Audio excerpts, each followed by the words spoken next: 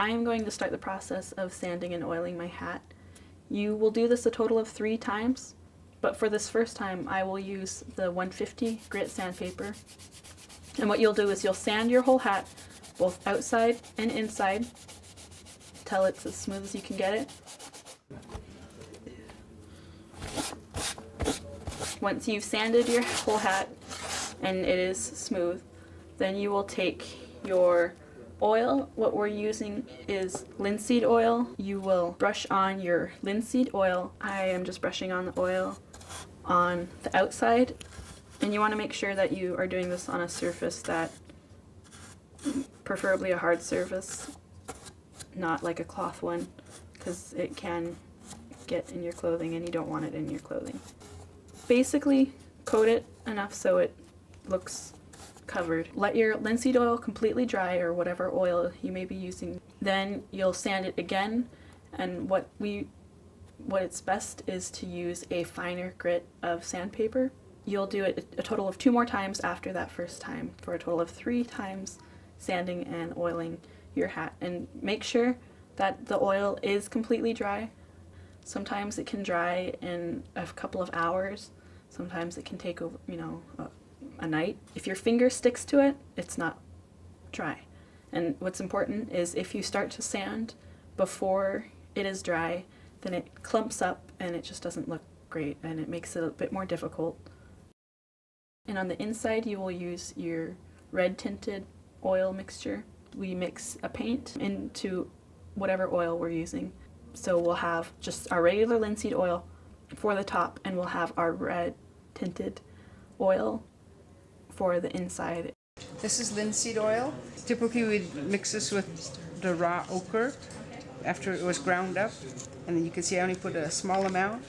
And the reason it's oil too, it keeps it, it helps seal it, but also it keeps it damp, because your hat's going to get wet anyway.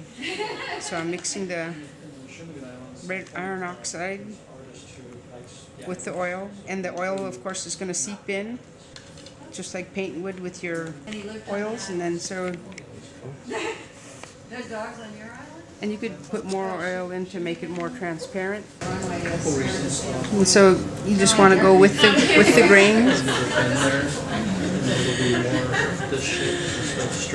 And you could add more oil to make it your paint thinner.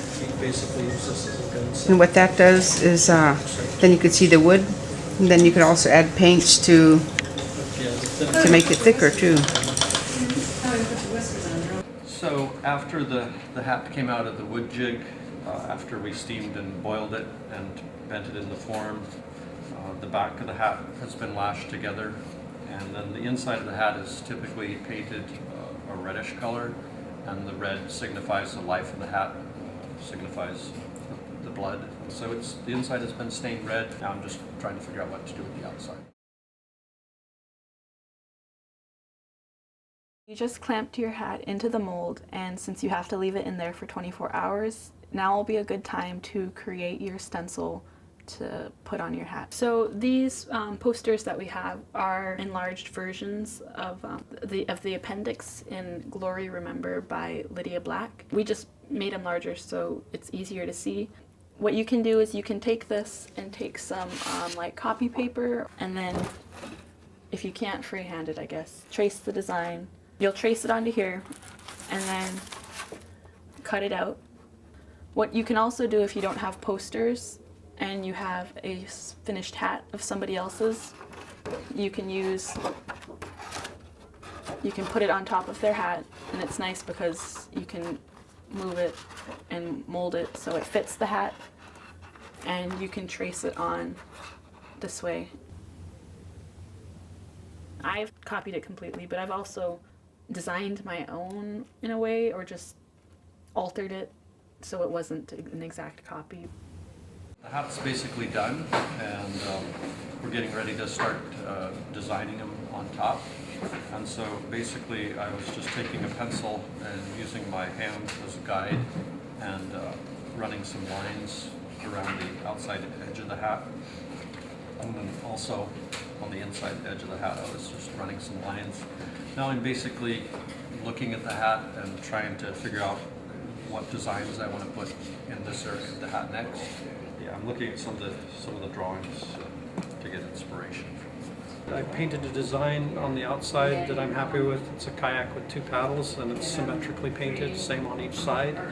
And basically I'm just putting a coat of linseed oil over what I've painted just to kind of seal everything in. So.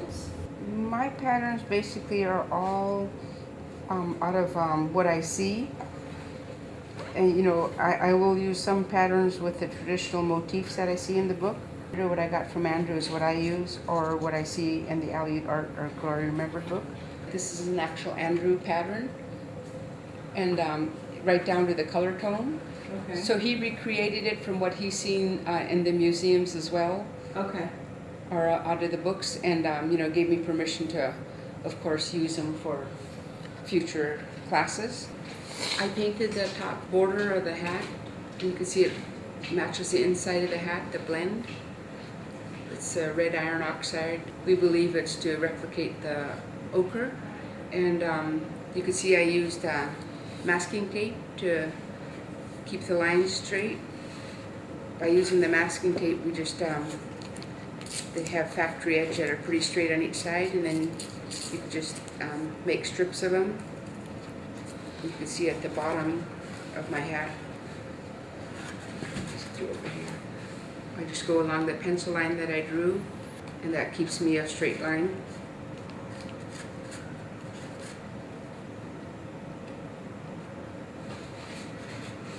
So I just have that to make my line straight. And the red that I drew on top of the ochre, basically, the good thing about acrylic paint, that's what we're using. Now we can take it off and it'll give us a straight line. It'll leave us a straight line.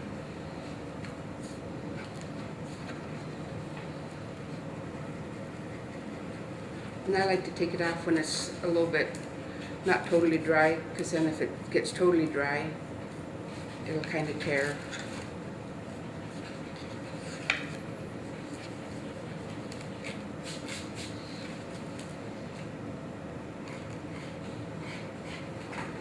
And that, so my next row of colors that I'll do is yellow, and then another ochre, and I'm copiering Andrew's design on one of his visors like this. So this part you just freehand? Yeah, it's all freehand. And this part in here, you're gonna do The white. all white in there, including that one band. Mm-hmm.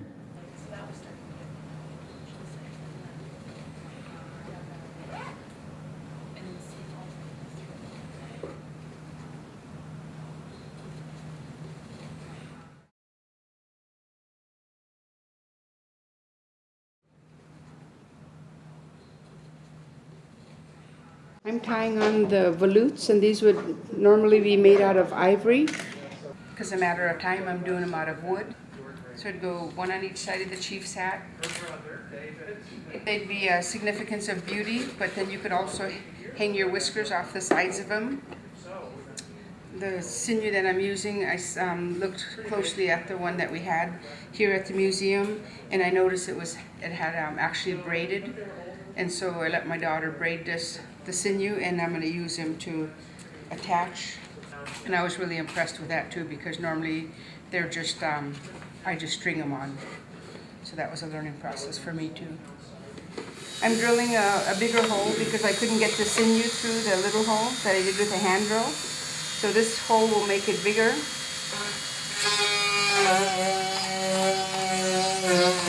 And I need one on each side. And the sinew that I'm using is a lot thicker, so this part here will attach the volute on the very bottom, and I'm using the braided sinew. Actually, I'm gonna make a little notch so it'll sit in there. Another reason to use wood.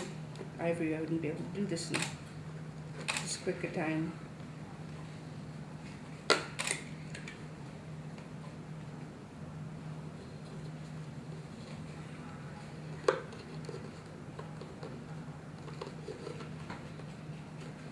So that'd be one volute. So So it took me a long time, imagine. It took them longer. So I'll get those tied on and start the other side. The tying is just basic granny knots, I call them.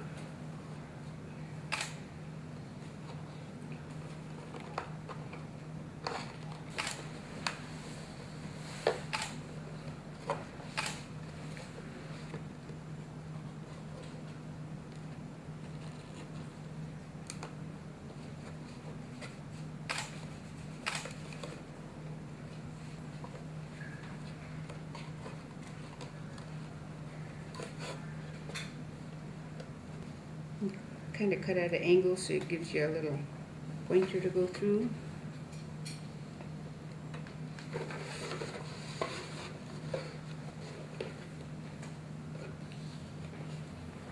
Did I get you to hold my hat while I tie it? Because I can't lay it down while this one's out. Thank you. I need to get my knots. I call it an Andrew knot. I know it has a fisherman knot, but basically it is so it doesn't slip. And it's just going around the two strings. Gives me a loop. So when I put this thread through the loop, I could tighten it up onto my hat. And it snugs in the balut. And then I'll do a series of half hitches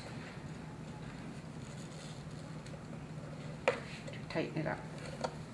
Oops, that didn't tighten.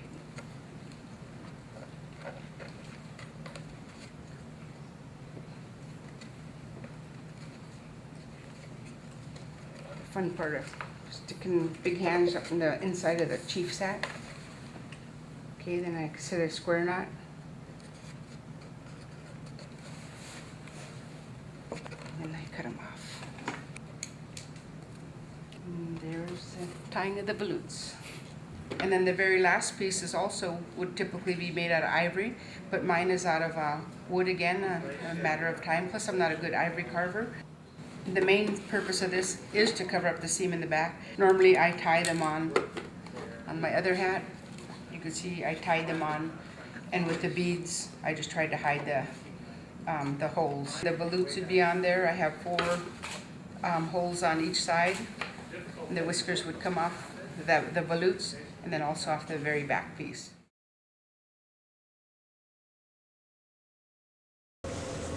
After you braid your chin ties, what you'll want to do is attach them to your hat. So you will take a piece of sinew.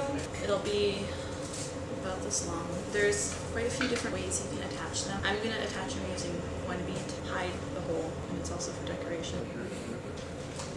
So you'll string the bead onto your sinew, then you'll put this through a pre-drilled hole on your hat.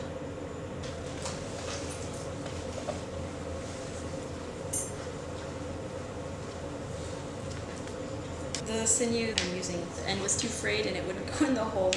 So sometimes you will have to cut it. You can, since it's waxy, you can roll it in your finger and make it have a better point. String both ends through the hole so they both go through.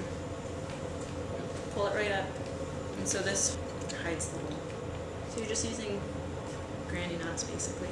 Then you put your chin tie in. And then sometimes you put beads on your chin tie to weigh them down. This will be my chin tie. And what I'm going to do is I'll place it in here, and then I'll just tie it in with a couple of granny knots. And you just do half hitches to close it off. Yeah. And then you'll take your extra. So she has the 2 pieces of the chin tie together, and then she's gonna, by half hitching, she's gonna make one string. So I take the extra of what I had to tie it on, and half hitch it around whatever was left of my chin tie, and you'll do it until you have no more of this sinew, this thinner sinew left. That is how you attach your chin ties to your hat. And you'll do it on the other side as well. But then you'll notice that typically